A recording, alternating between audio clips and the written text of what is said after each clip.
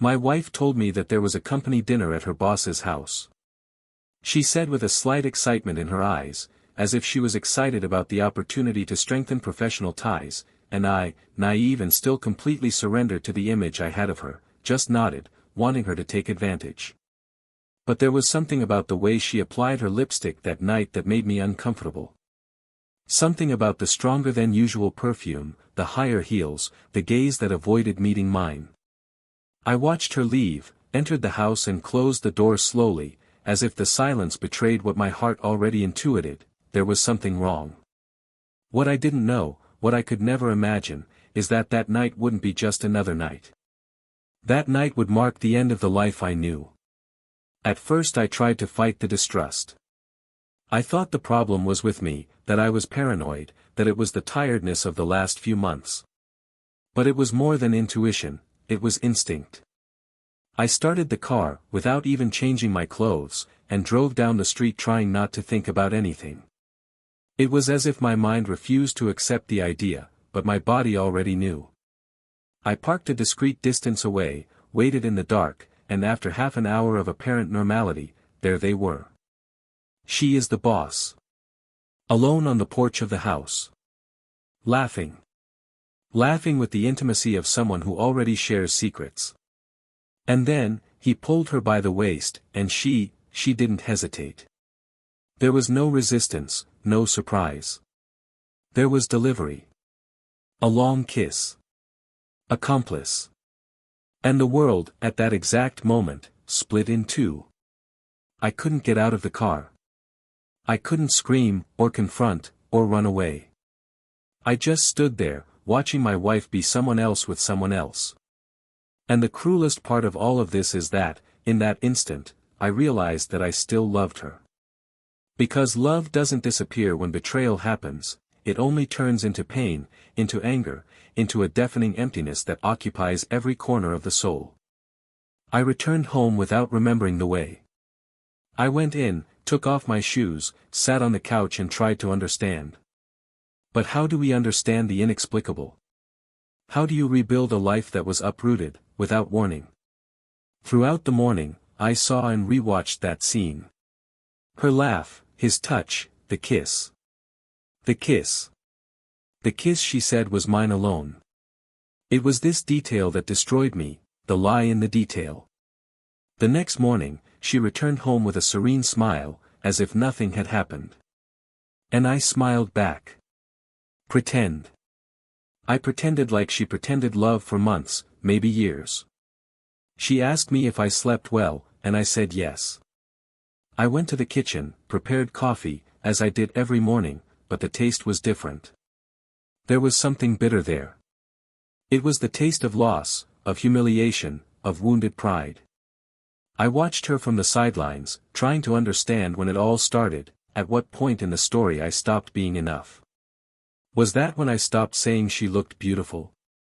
Or when I started coming home late from work, believing I was doing it for us? I spent the next few days like an actor. Complicity in the eyes, warm kisses, and empty promises. Until one day, when she was leaving for meetings again, I decided I wouldn't pretend anymore. I started putting together my plan. A cold, calculated, but silent plan. I didn't want to scream, I didn't want to destroy. I wanted her to feel. I wanted her to taste the taste of disappointment. May you see, in my eyes, the reflection of the pain you caused me. But that wouldn't be with words. It would be with attitudes. Every detail would be part of the comeback that she would never have imagined. It was then that something unexpected happened. Karma, that old acquaintance that never fails, began to act on its own. I didn't need to move a single piece. It was as if the universe decided to do justice. First came the rumors in the company. Little whispers about a possible relationship between her and her boss. Then, the lover's absence from the office, the suspicious looks from colleagues, the unanswered questions. And then, the unthinkable, the boss's wife appeared in the middle of a meeting with a folder of documents and prints. Prints of exchanged messages, photos, schedules. An explosion. A complaint. A public humiliation. And there she was, in front of everyone, being exposed. The boss tried to explain himself, tried to say that it was persecution, that it was all just a misunderstanding. But one sentence from his wife was enough to silence the entire room. They wanted to do it secretly, now they're going to do it openly. What came next was an avalanche. The boss was removed from office, she was being investigated for involvement in shady deals that directly benefited his department, and the shadow of a possible dismissal amid legal proceedings. That woman who, days before, smiled when leaving the house, now cried in the company bathroom, locked, alone, and without knowing that I was watching everything from the box. But the ironic thing is that she still didn't know that I knew. That night on the balcony did not go unnoticed. That I was there, in the dark, watching every second. She believed the secret was safe.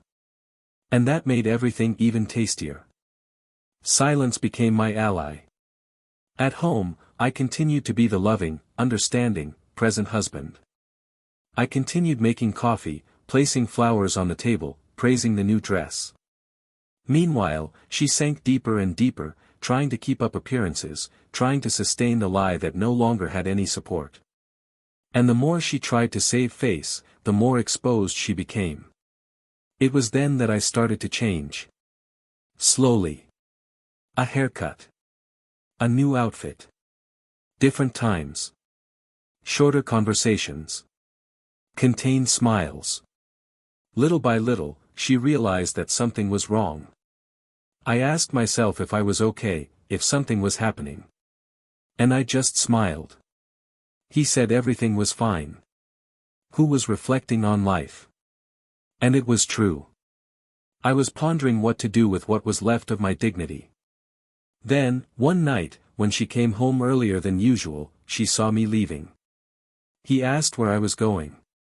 And I replied with a calmness I've never had, work meeting. Her expression froze. She tried to hide it. He wished me good luck. But something in her eyes betrayed fear. The fear of losing control. Of not knowing who I was anymore. And that's exactly what I wanted, for her to feel what I felt. The doubt. The insecurity. The fear of losing someone you love. And that's when the game changed. She started looking for me. Sending me loving messages. Preparing dinners. Wearing that perfume she knew I liked. But it was too late. Because there, at that point, I no longer loved her. Love turned to dust. And in its place something even more powerful was born, the awareness of my value. I didn't need her anymore. I didn't want her anymore. And not because of what he did, but because of what he stopped being. For the cowardice of betraying in silence, for the arrogance of thinking that I would never be discovered. And as if fate wanted to end the story on a high note, I discovered something even more devastating. A truth that she never imagined could reach me. A revelation hidden, buried, masked for years, and that would change everything. Because the kiss was just the tip of the iceberg. The real reason for that betrayal was far beyond what I could imagine. And when that truth emerged, everything made sense. The whole story took on another color. Another intensity. And at that moment, I knew exactly what to do. But what has she been hiding all these years? What did she do that was even worse than the betrayal I witnessed on that balcony? What did she believe would never come to light, and is now about to be revealed? Welcome to the channel. Here, we never support any type of betrayal. All the stories told are fictional, created to show, with intensity and truth, how betrayal is capable of destroying homes, loves and lives. Our goal is to reveal the devastating impact of poor choices and the high price of disloyalty. Get ready, because what you're going to hear now is a shocking story. They met on a cloudy November afternoon, inside an old elevator that was stuck in the building where she worked. He had just left a meeting and she was carrying a blue folder full of reports. The first look was not romantic, but curious. The second, suspicious. And the third, inevitable. Their names, Daniel and Laura. He, a civil engineer, owns a medium-sized company that he inherited from his father after years of silent dedication. She, an administrative assistant at a multinational logistics company, was recognized for her punctuality, precision, and the kind smile she offered to everyone in the office, even on days when she was tired. It wasn't passion at first sight, but there was something there, a silent recognition between two tired souls, two wills that no longer believed in new things. They started meeting by chance, but soon these coincidences turned into desire. Soon, late afternoon coffees turned into impromptu dinners, then leisurely evenings, until the idea of not being together became too uncomfortable for both of them. The relationship blossomed slowly, with deep roots. Daniel was more introspective, methodical, and carried an almost imperturbable serenity. Laura, on the other hand, was outgoing, sensitive, but also determined. I loved art, flowers, and everything that could transform a routine into an experience. He was a man of habit, the type who woke up early even on Sundays, who had lunch at the same restaurant for years and who had a type of clothing for every occasion. She, unpredictable within the discipline, changed the color of her nail polish according to her mood and liked to challenge convention with small gestures. When they decided to live together, they knew they were building something real. They rented a townhouse on a quiet street, where the neighborhood still greeted each other and children played on the sidewalks. The mornings began to smell like fresh coffee and bread on the grill. Weekends included trails in the park, old movie screenings and discussions about who would wash the dishes. They lived within a comfortable routine, but genuinely built by two who chose to walk side by side. In the early years, complicity was visible even to those observing them from the outside. There was touch, care, affection between the lines. Daniel had a habit of writing down little phrases in Laura's diaries, reminders of how much he admired her, silent compliments left between appointments. Laura, in turn, was attentive to details. I knew Daniel's exact taste in wine, the songs he listened to when he needed to concentrate, and the right moment to silence, when he just wanted to exist without being interrupted. He built a stable world for her, with a firm foundation. She colored this world, filling the gaps with flowers, pictures, and her own way of making things seem less difficult. When they got married, it wasn't a grand party. It was intimate, with close friends and a low-key celebration in a restaurant with a wooden veranda. There was no ostentation, but there was a sense of the future. They believed it. They believed they had found the right place in each one. But time, inevitably, begins to test even the best planted loves. Over the years, the work took its toll. Daniel took on more responsibilities, began traveling frequently and, even though he was physically present, his mind was often far away.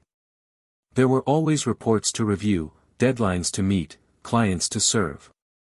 Laura understood, at least at first. He supported, encouraged, and was proud of him. But the silence grew between the two. Not the silence of disagreements, but of absences. Dinners became quicker, conversations shallower. She went to sleep before he arrived. He started to leave before she woke up. Diaries no longer have tickets. The eyes, to look for. There were no intense fights or dramatic arguments. Just the slow erosion of everyday life, the sum of small disagreements that transform two into a pair of polite strangers. Still, there was love, or at least, the memory strong enough that there once was love, enough for both of them to keep trying. Laura, with her heightened sensitivity, noticed the cracks first. She felt alone, even when she was with her. She missed being seen, not as part of the furniture in a well-decorated house, but as the woman he chose, the partner who should be a priority and not a secondary one. She started investing in herself. She enrolled in a floral design course, something she had always dreamed of, and started going out with friends, rediscovering her taste for cafes, museums, and exhibitions.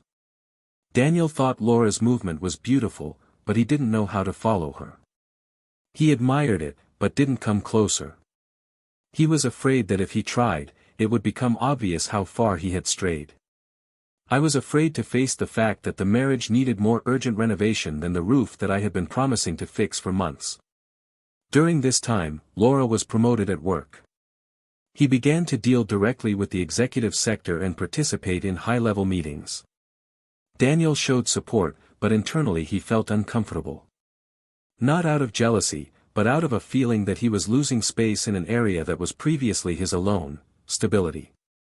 Laura grew, changed, and he, immersed in his own pressures, didn't follow. He began to feel outdated, as if he was no longer capable of being the partner she needed. I tried to compensate with gifts, small surprises, but spontaneity had been lost along the way. I no longer knew what made her truly smile.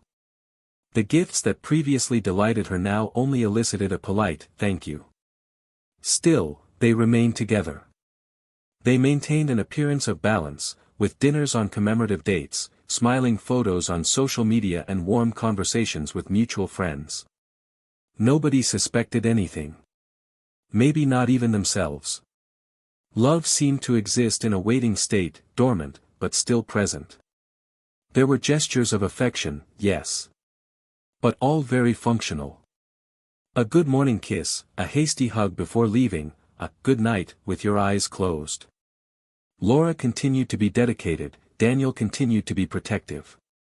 But they were no longer intimate. They no longer knew how to open up without fear. How to share doubts, anxieties, desires. The fear of displeasing, of causing friction, became a wall between the two. And intimacy, without space to breathe, began to suffocate. The routine, over time, became an effective disguise. The couple that everyone admired was now a pair of polite ghosts, living under the same roof, sharing tasks, but no longer dreams. There were still good moments, like occasional trips to the cinema and dinners in which the memory of the past rekindled something beautiful. But they were flashes. Brief moments. Soon swallowed by a new sequence of identical days. Daniel began to notice subtle changes in Laura. She seemed more absent, thoughtful. Sometimes he smiled at his cell phone in a way he didn't understand. Other times, he would return home later than usual, citing meetings or team dinners. He believed. After all, he trusted her. Always trusted. He never gave reasons otherwise. And she, in her own way, was still attentive. I still took care of the house, I still remembered to buy him the wine he liked, I still asked him how his day was, even if, inside, I no longer knew if I wanted to hear the answer. And it was within this perfectly acceptable everyday life that something began to change. No fanfare, no shouting, no confessions. It was like a wind that invaded through the cracks in the window, imperceptible at first, but enough to cool the entire room. And no one closed the window. Because no one wanted to admit that something was wrong. After all, they were together. And that, in the eyes of the world, was what mattered. But in the silence of the night, between the sound of the clock and the breathing of a light sleeper, they both knew that something was different. That love, if it still existed, needed to be rescued. Or buried. In that house, which was once full of life and plans, now lived two people. Two who still cared, but didn't know how to show it anymore.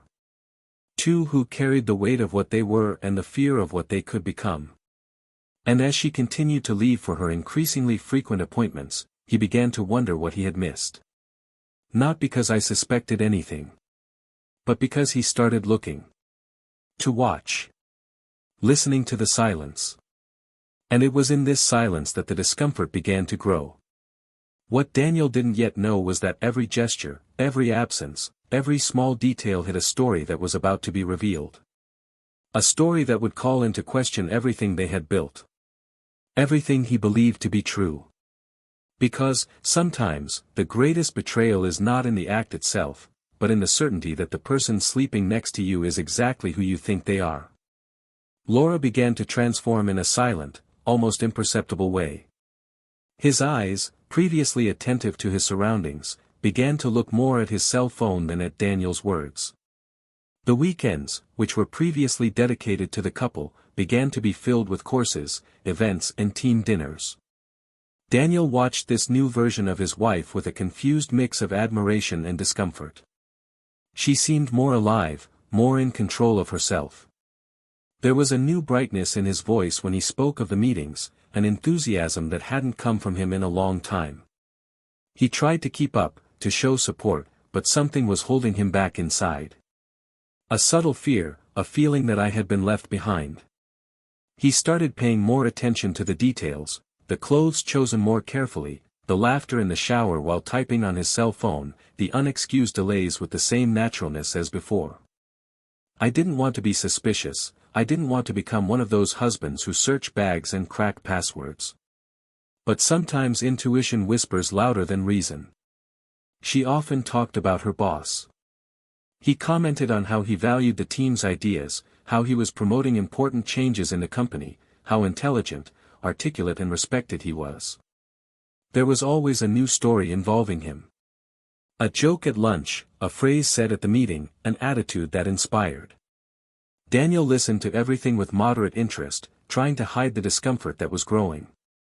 He had never been insecure, but realizing that someone from outside was filling spaces that were previously his made him conflict with himself. Tried to ignore it. He tried to rationalize. But the coincidences have become too frequent to ignore. The meetings that went on for too long, the returns home smelling like new perfume, the messages read in a hurry and then deleted. He began to wonder if it was all in his head, the result of the natural distance of a years-long marriage. But her heart seemed to beat at a different frequency whenever she left too quickly or returned too late. With each new excuse, a piece of doubt stuck like a thorn in his confidence. On a random Tuesday, while Laura was taking a shower, her cell phone vibrated twice. Daniel didn't want to look, but he did. It was a message notification. Just one name, Arthur. And the preview of the message, about yesterday, I still feel yours, and the rest is cut. Daniel's heart accelerated abruptly, as if he had received a direct shock to the chest. He looked up immediately, hearing the water running from the shower, and returned his cell phone to its place before she noticed. The name was familiar. It was the boss's name. The same as office stories, discreet compliments, prolonged meetings. This could be anything, but it didn't feel like anything. And it was there, at that moment, that Daniel decided to stop waiting for answers. I needed the truth, but I wouldn't ask for it. I would see it with my own eyes. He had learned to observe, to listen to what was not said. And now, it was time to act. The next day, she left earlier than usual, saying that there was a meeting outside the company's headquarters, an informal dinner between managers.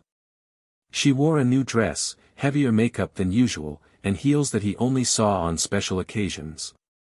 He said he wouldn't be back late, that he would send a message as soon as he left. Daniel nodded, without showing anything. He pretended that everything was fine, that he believed, that he accepted. But the minute after she walked through the door, he grabbed his car keys and followed her. At a safe distance, headlights off, heart racing. He didn't know what to find, he just wanted a clear answer to all the questions that were eating him up inside. She drove to an upper-class residential neighborhood. He parked in front of a large house, with lights on and some cars belonging to company colleagues. In fact, there was an event there. There were voices, ambient music, low lights. Everything seemed coherent. Daniel parked a few meters ahead and watched. He thought about leaving. Maybe he was exaggerating, maybe it was just dinner. But time passed. And people started to leave. One car here, another there. The house was silent. The lights stayed on. Laura was still there.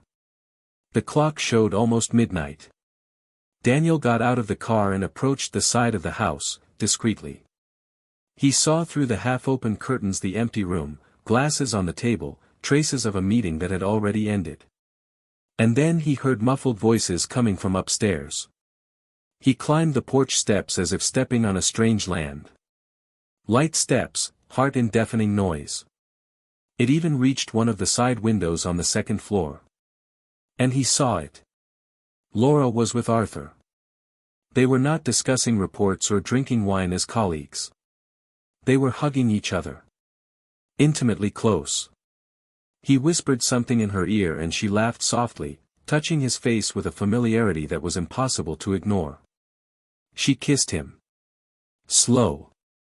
No hesitation. And there, in that frozen moment, Daniel knew.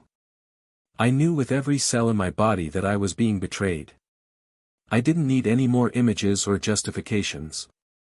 That scene said it all. And the most devastating thing was her naturalness. The calm delivery, the relaxed smile, as if that moment was usual, commonplace. He took a step back, then another, until his eyes could no longer see anything but the darkness of the night. He didn't cry. He didn't scream. He just turned around and went back to the car, his chest numb and his stomach at war. On the way home, everything seemed absurdly silent. The streets, the signs, the headlights of the cars that crossed the path. Everything seemed to function normally, as if the world hadn't ended for him a few hours ago. He arrived home and entered slowly. He looked at the sofa where they had cuddled up so many times, at the picture frames with smiles frozen in time, at the kitchen where she prepared her coffee as if it were a care ritual. It was all still there. But it no longer made sense. It was like being inside a play where he was the only one who didn't know the plot had changed. He went to the bedroom, took off his shoes, lay down on the bed and closed his eyes. Laura hadn't returned yet. She would text soon. I would say it was a long dinner, that everyone stayed late, that they laughed a lot. I would invent anything.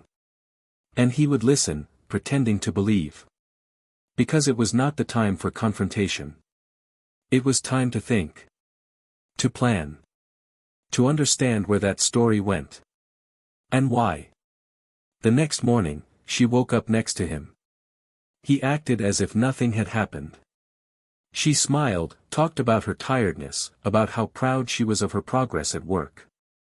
Daniel listened and responded with restrained gestures. Inside, the volcano bubbled, but outside was a calm surface. It wouldn't show anything. Not yet. He spent the next week acting with calculated kindness. He watched her every move. The way he looked at his cell phone, the exact departure and arrival times, the tone of voice when talking about Arthur. And the more I observed, the more certain I became. She was involved with that man. There was no denying it. But there was something beyond. Something that Laura guarded very carefully. A care that did not match a simple extramarital relationship. A zeal that Daniel recognized as fear. And it was this fear that intrigued him. She avoided talking about certain meetings. He never said the address of where he was.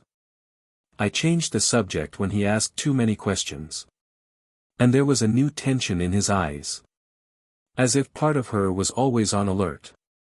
This wasn't just guilt. It was fear. Of something bigger. Something that, until then, Daniel had not been able to achieve. But I knew it existed. And I was determined to find out.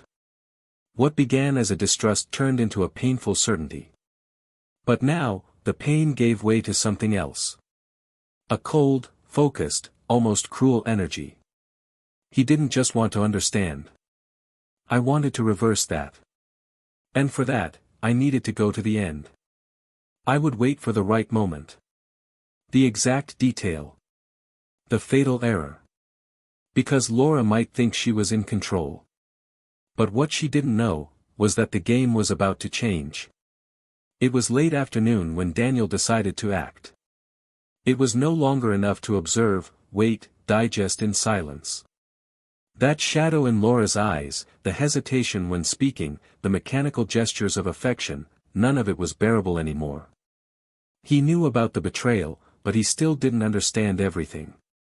The piece that connected the dots was missing, the reason that justified her transformation, the real fuel behind that hidden relationship.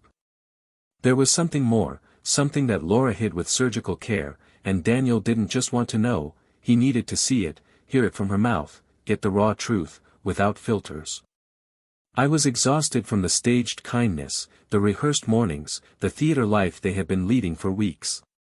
He chose the moment precisely, a Sunday night, when the world slows down, when bodies are more fragile and masks are more difficult to support.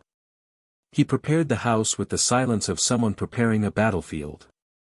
He waited for her to come out of the shower, her hair still damp, dressed in the cotton nightgown she wore on days when she wanted to look more intimate, more homely. He sat at the living room table, with 2 glasses of wine and a white envelope between them. She appeared smiling, trying to maintain a lightness that no longer inhabited her body. She sat down opposite him, brushed his hair behind his ear and asked if he was okay. Daniel responded with his eyes fixed on her, without smiling, without softness. He pushed the envelope closer to her. She hesitated. He looked at the paper as if recognizing an abyss before falling. He opened it, with shaking hands, and found the photos. She and Arthur. In the bedroom. On the balcony. In the car. Different moments, different places, repetitions of a pattern.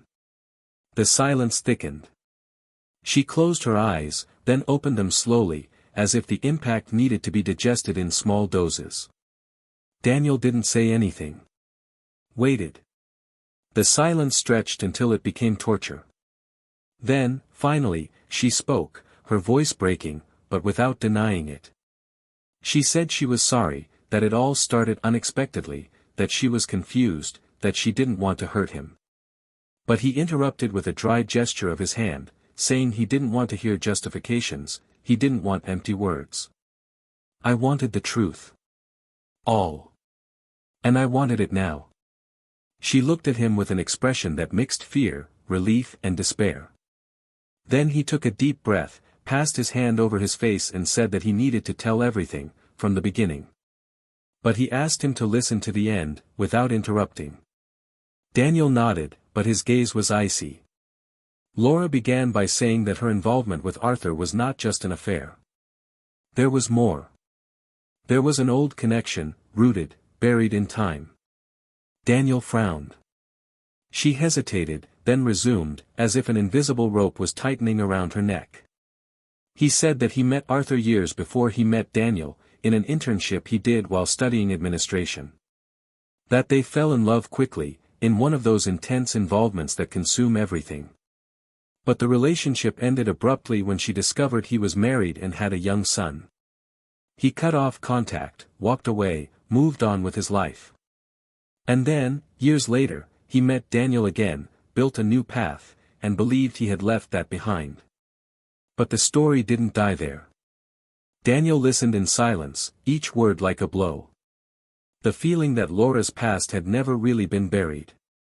She continued, saying that shortly before being promoted, she met Arthur again at a company talk. He was divorced, older, more mature, and he recognized her immediately.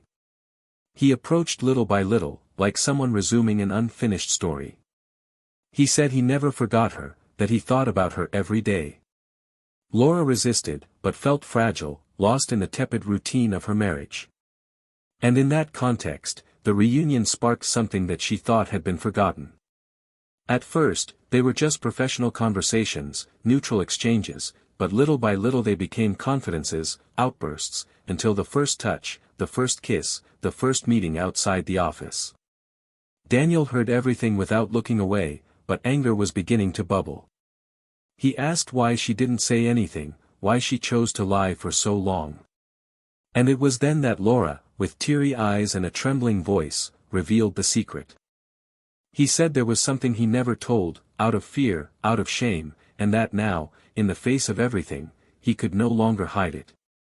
She said that in the past, when she found out Arthur was married, she didn't end the relationship immediately.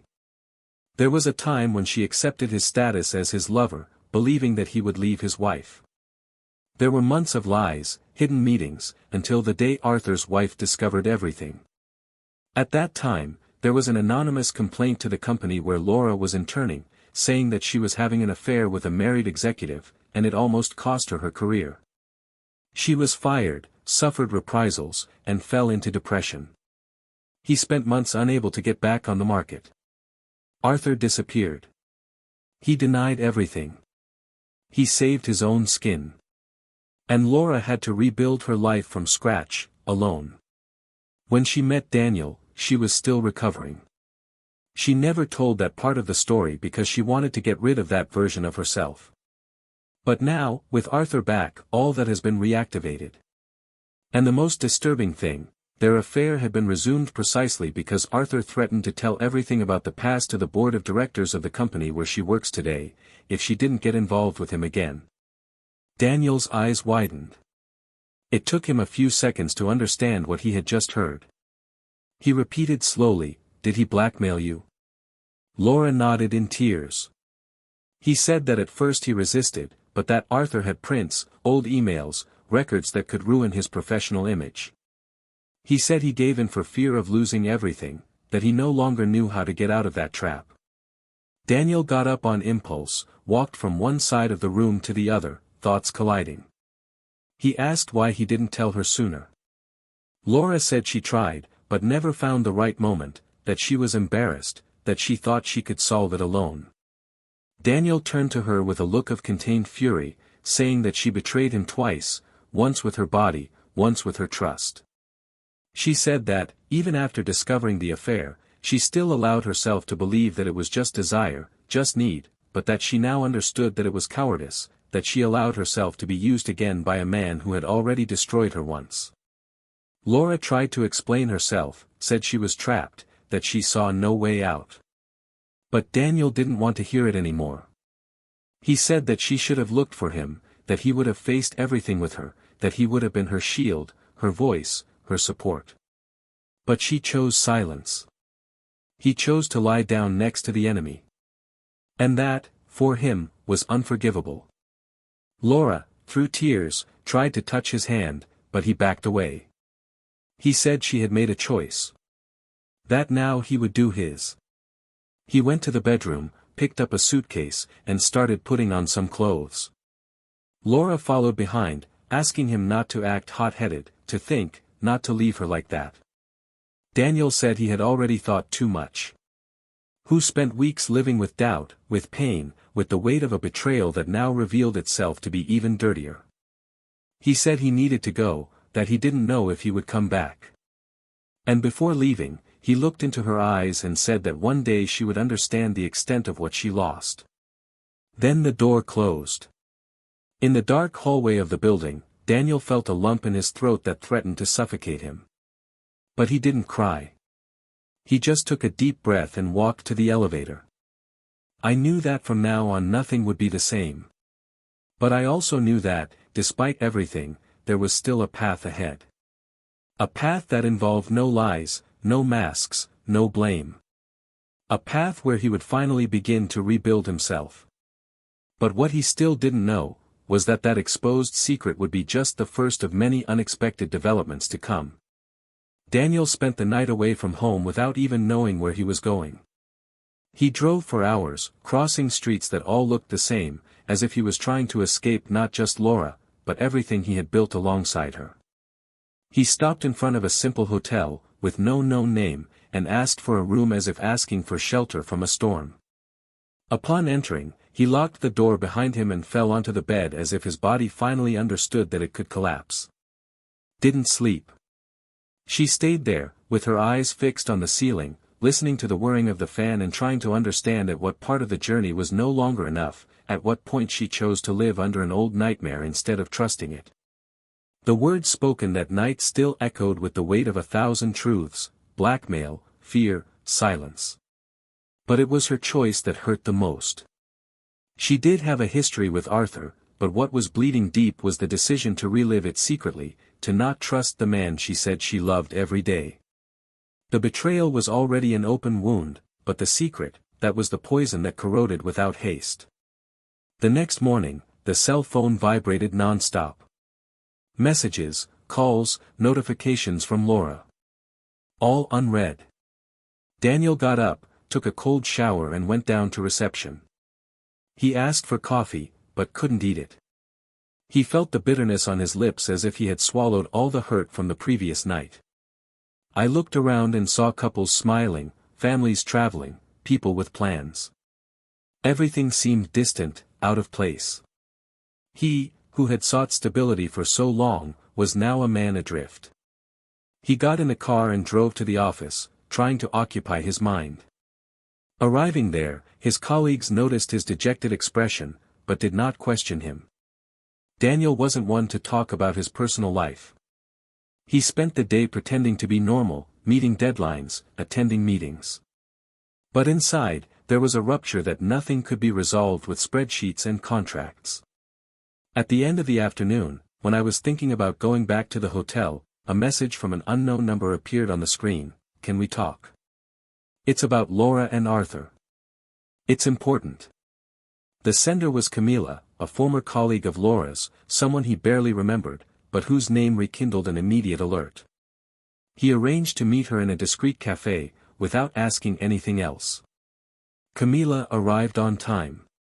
He had a direct look, one of those who have seen too much to delay. She sat down opposite Daniel and got straight to the point.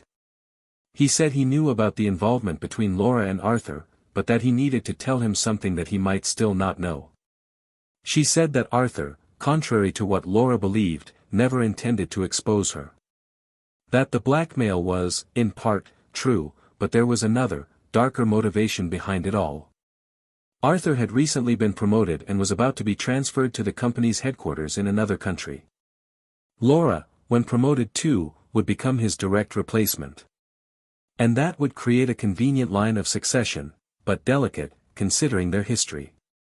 Camila explained that she had heard conversations in the office, Arthur's conversations with other directors, about how he was manipulating the narrative so that Laura was seen as his protégé.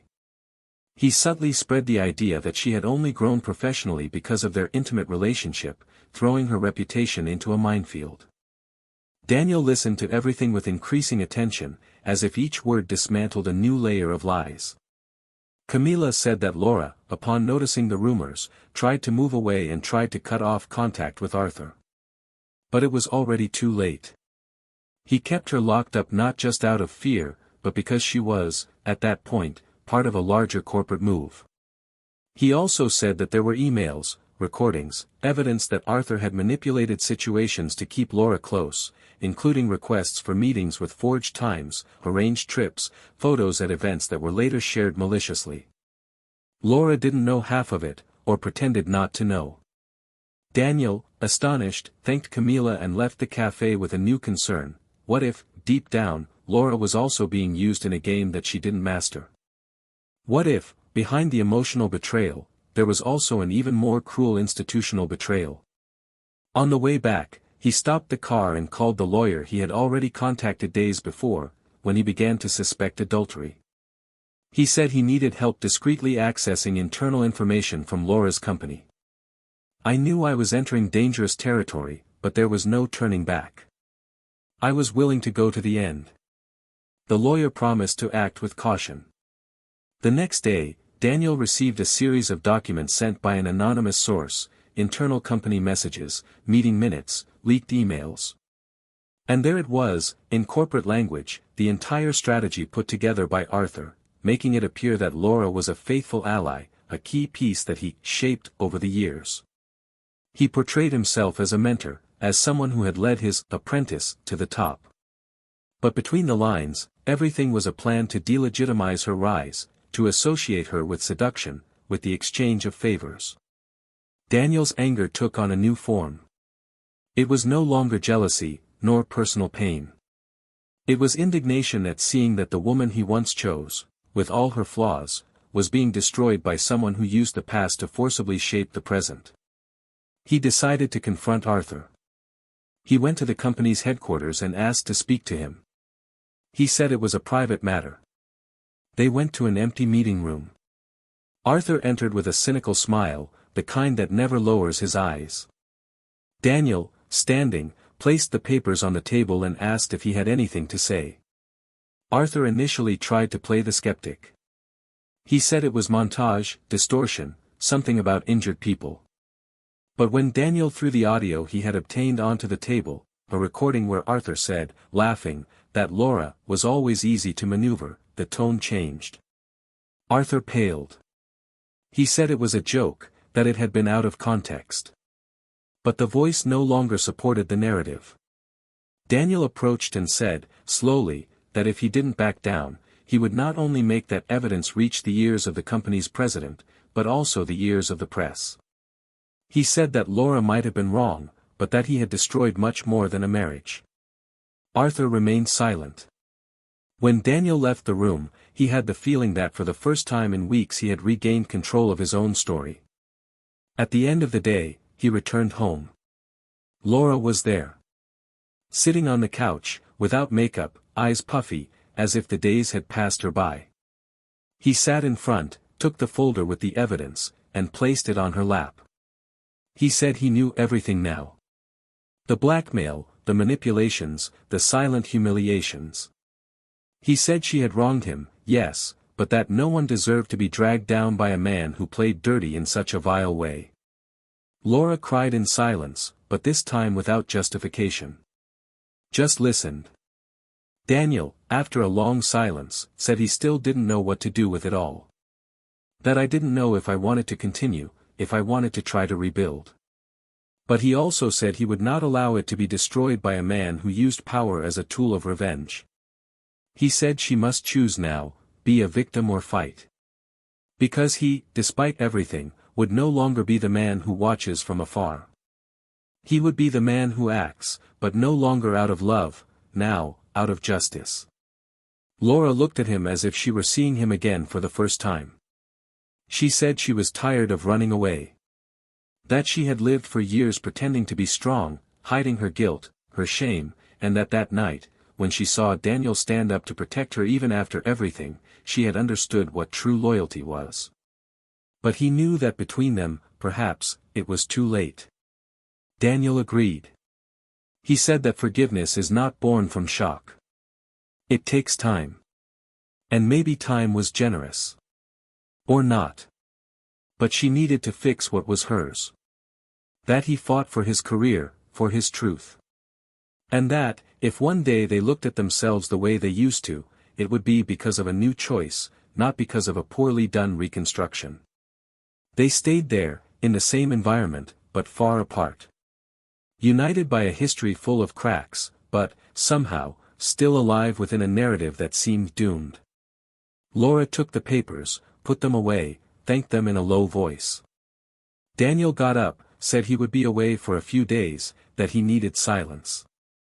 Not to run away, but to understand if there was still something to be said between them. When he left, he felt something different. It wasn't pain. It was a kind of relief, as if the worst had already passed, and now only the truth remained, naked, painful, but real. And with her, everything could finally be decided. Even restarted. The following days were silent, as if the entire world had gone into a state of waiting. Daniel spent some time away, staying in a small, discreet inn on the edge of a nature reserve, a place where the predominant sound was that of branches bending in the wind and dry leaves scattering on the ground. There, he was not looking for immediate answers, but space to listen to his own thoughts without interference, to distinguish the voice of reason from the bitter whisper of pain. He carried with him the weight of betrayal, but, more than that, he carried the perplexity of having become a cog in a machine manipulated by someone who acted in the shadows. As much as he tried to convince himself that everything was lost, there was a part of him that still tried to understand to what extent Laura was Arthur's victim and to what extent she had let herself be carried away by the desire to relive an unresolved past. The line between error and regret seemed too thin, and no matter how much I tried to separate justice from resentment, everything was still too mixed for any decision to be made clearly. During this time away, Daniel received few calls. 1 or 2 messages from coworkers, worried about his sudden disappearance, and a timid but constant sequence of messages from Laura, all brief, direct, informing the next legal steps she had taken against Arthur. She mentioned a formal complaint, attached documents, said that she had already met with the board and that she was willing to accept the consequences of her silence until then. But, above all, he made it clear that he expected nothing more from him, not reconciliation, not forgiveness, not presence. I just wanted him to know that he was trying to do the right thing, even if it was too late. Daniel read everything, but didn't respond. I knew that any word spoken at that moment would have the power to rekindle the flames or bury them once and for all. So he preferred silence. A silence that was not one of contempt, but of respect for the time needed to understand the magnitude of what had separated them. Meanwhile, Laura was transformed. Not in a drastic or theatrical way, but in a slow, painful and firm reconstruction. He sought professional help, something he had always put off before. He faced the company's legal department with the courage of someone who had nothing left to lose. She was called to an internal investigation meeting, where she reported, without omitting, everything she had experienced with Arthur, from the past that almost ruined her life, to the reunion that plunged her once again into a web of dependence and fear. The directors listened, and although the atmosphere was cold, there was an unexpected respect for Laura's openness. She did not try to appear innocent, nor did she seek to water down her decisions. He owned up to his mistakes, acknowledged the damage, but also exposed the subtle abuses, the manipulations masked as kindness that he suffered over time. She was temporarily suspended while internal processes continued, but was not definitively removed. The company needed to demonstrate responsibility, but also understand the complexity of power ties that often imprison people in silence. In parallel, Arthur was removed from his position and placed under investigation, both internally and judicially, for abusive conduct and moral and emotional harassment. Different reports from other employees began to emerge after Laura's courage to speak out. Small episodes that, until then, seemed harmless individually, but together formed a clear pattern of behavior. The mentor image he had cultivated began to crumble, and with it, the confidence that he could always manipulate scenarios in his favor. Daniel followed everything from a distance, but each advance in the process brought him a strange relief, as if watching Arthur's fall gave him back, little by little, parts of himself that had been hijacked by the feeling of impotence. One cloudy late afternoon, Daniel decided to walk along a trail that led to a small stone viewpoint. When he reached the top, he sat down and observed the horizon with calmer eyes. It was as if the chaos experienced in the previous weeks had settled inside him like dust that stopped dancing in the air. And there, alone in front of the world, he allowed himself to think about possibilities that he hadn't even considered before. Not about Laura, but about him. About what he wanted to be from then on. About the man he wanted to become, without the weight of an identity shaped only by the role of a betrayed husband. He clearly understood that the real dilemma was not about Laura's return or departure, but about the type of justice he wanted to carry within himself. He realized that forgiveness was not a favor that one grants to another, but a gift that one gives to oneself so that one can carry on lightly. But forgiving did not mean taking back. And loving didn't mean accepting back. It was then that he made a silent decision: he would return home, but not to resume his marriage.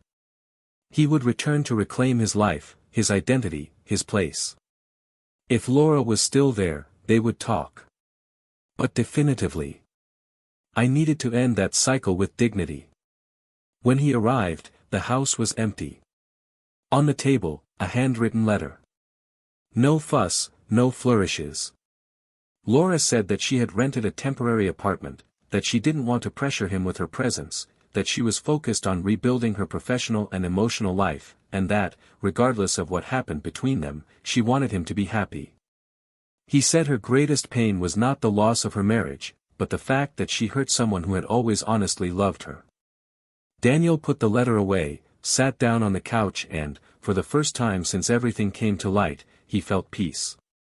Not happiness, not hope, but a real peace, which is born from the certainty that what needed to be said, was said, and what needed to be done, was done. Life, little by little, resumed its rhythm. The work environment was once again a place of focus, friends reappeared with shy invitations, and Daniel allowed himself to say yes again to small pleasures. He started going out to cafes on Saturdays, met old college friends, immersed himself in readings that had previously been piled up on the bookshelf.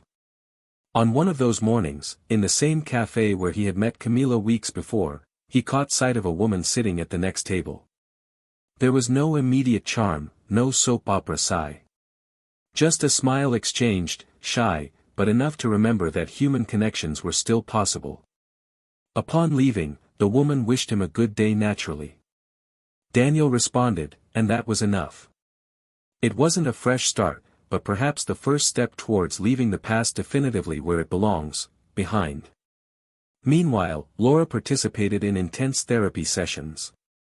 He began to see himself with new eyes, to understand why he allowed so many old fears to guide his choices. He reviewed his trajectory, not to punish himself, but to recover the strength he had let fall asleep. For the first time in a long time, she started making plans that didn't involve any man, any relationship. Your plans, for you. This was a woman who had destroyed something important, but who was also willing to not let that failure define her forever. They both followed separate paths, but their every step still seemed linked by an invisible thread of respect and memory. And the dilemma, the real dilemma, was this: how far can love be rebuilt after so much destruction? Is there redemption for those who made mistakes on the inside, even after justice on the outside has been done? And more than that, is it possible to love someone again who, for a while, stopped loving themselves? The answers were yet to come. But one thing was certain: the two were no longer the same. And the ending, whatever it was, would not only depend on the strength of the past, but on the courage they would have to rewrite their own future without fear of the truth. Because only then, after the fall, after the pain and exposure of what is most raw in each person, would it be possible to discover if there was still something worth rebuilding. Or if the most worthy thing, finally, was to let go. The days were tied together with the strange sensation that, although everything had changed, there were still words left to say. Daniel followed his routine with meticulous precision, filling every gap with appointments, readings, solitary walks, and social encounters that took place without emotional involvement. It was present, but never whole. Their conversations were cordial, their smiles were genuine, but their eyes still carried something that resisted being forgotten. It was no longer pure pain, nor bitterness. It was a kind of unconfessed longing for what he believed love should have been. Not from Laura in the past, nor from Laura's illusion in the present. He missed the version of himself that existed before he was broken, that man who believed, without reservation, in the loyalty of a bond built with dedication. One rainy weekend, he received an unexpected message from Camila, the same woman who had opened his eyes weeks before. She asked if they could see each other, not because of Laura, but for a personal reason. He felt surprised, but answered yes, curious about the reason for the contact. They met in a low-key wine bar with low lighting and a comfortable smell of wet wood. Camila was different, lighter, looser. After a few minutes of informal conversation, she said she had resigned from the company. He said that, after everything he witnessed and faced in the corporate environment, he decided to start over in another area, something more creative, less toxic. He said that Laura and Arthur's case was the trigger, but that he was already carrying a deep tiredness, an exhaustion that had been accumulating in daily silences. Daniel listened attentively, and for an instant, he saw reflections of his own in her story. He, too, felt like someone who had endured too much, kept too quiet, and was only now beginning to identify what still belonged to him. Camila, in a more intimate moment of the conversation, said that she admired the way he handled everything. That he could have exposed Laura, taken revenge, made a spectacle of the pain. But he didn't. He said this revealed more about his character than any public display. Daniel didn't respond right away. He just thanked her with a slight nod of his head. Deep down, those words touched a part of him that still sought validation, not out of pride, but out of the human need to believe that enduring in silence is also a form of strength. When they said goodbye, Camila left a possibility in the air that he was not prepared to accept, or refuse. He said that, if one day he wanted to talk without the weight of the past, he would be available. It was an offer of connection, not romance. And Daniel knew how to recognize the value of this. Meanwhile, Laura delved deeper into her reconstruction. Therapy sessions were not easy. Face your own traits, admit your contradictions, rescue the self-esteem lost in repeated cycles of dependence and self-punishment. But she didn't run away. He faced the days as silent battles, and little by little, he relearned how to live without defining himself through the eyes of others. The new apartment was small but comfortable. It had a modest view and a strange peace, as if the silence there said, "Here, you start again." She revisited old projects, delved into forgotten readings, took the risk of learning to cook for herself, without rushing, without wanting to prove anything to anyone. On one of those days of serene solitude, he received a letter sent by Daniel. Not a note, not an impersonal message, but a handwritten letter, with a firm hand and carefully chosen words. In the letter, he said that he had found important answers in the days he was away, and that he felt it was fair to share them with her. He said that he no longer carried the same anger, nor the desire for justice that previously moved him. He said that now he saw everything more clearly, that he understood the mechanisms that trapped them both in dangerous silence. But it also made it clear that this did not erase the past. That forgiveness was possible, but did not guarantee a return. That love, no matter how deep it was, sometimes turns into memory, and that this is also a way of loving, letting go with dignity. He ended by saying that he hoped she would find herself again, and that, if one day their paths crossed again, he hoped it would be like two free people, without ghosts, without pending issues. Laura read it with teary eyes and, for the first time in a long time, she cried without pain. He cried with gratitude. That letter was not an attempt to get back together, nor a demand. It was the symbolic closing of a wound. And she felt, deep down, that from then on she could walk more lightly. A few weeks passed, and life took its course. Daniel was invited to participate in a conference outside the country, as a representative of his company. He accepted, not out of escape, but because he saw it as an opportunity to reconnect with his career, to breathe new air.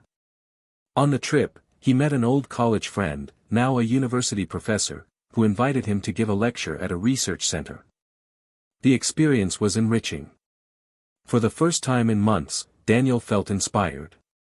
When he returned, he brought with him not only memories and contacts, but a new idea, opening his own project, something more focused on human development, a space where he could combine his technical expertise with emotional experiences.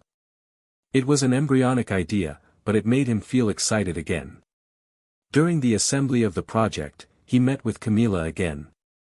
She had started working as an independent communications consultant and, upon learning of Daniel's plans, offered to help. The two started seeing each other more frequently, always around ideas, projects, construction. But over time, the meetings began to extend beyond the agenda. Longer conversations emerged, light confidences, shared laughter. There was no rush, no demands. Just a rare, almost intuitive naturalness. Camila was different from Laura, and Daniel didn't make comparisons. He just observed, calmly, how his heart reacted to her presence. It was too early to give a name to what was born there. But it was not too early to recognize that there was room for something new to flourish. Laura, in turn, found new strength at work.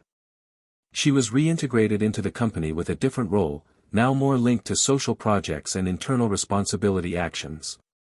A choice she requested herself. "I wanted to get out of the line of fire, I wanted to act with purpose." Surprisingly, it was well received. Many colleagues began to view her with more respect, not out of compassion, but because of the firmness with which she faced the exposure. She rebuilt her image with silent attitudes, without fanfare. One of those days, he received an unexpected message from Daniel. It was short. It just said that the project was underway, and that Camila had been essential in the process. There was no invitation, no explanations. Just an honest sharing. Laura smiled. There was no jealousy, no pain. Just a feeling of a cycle that was finally coming to an end. One Saturday, while walking through a cultural fair in the city center, Daniel saw Laura in the distance. She was alone, observing ceramic pieces, with a calm expression. For a moment, he thought about getting closer. But something made him stop. He watched her for a few seconds and, with a discreet smile, turned around and continued on his way. He knew, with a clarity that only time can provide, that that moment ended everything that still remained between them. They didn't need more meetings, more letters, more dialogues. That was enough. Two people who, despite everything, had transformed.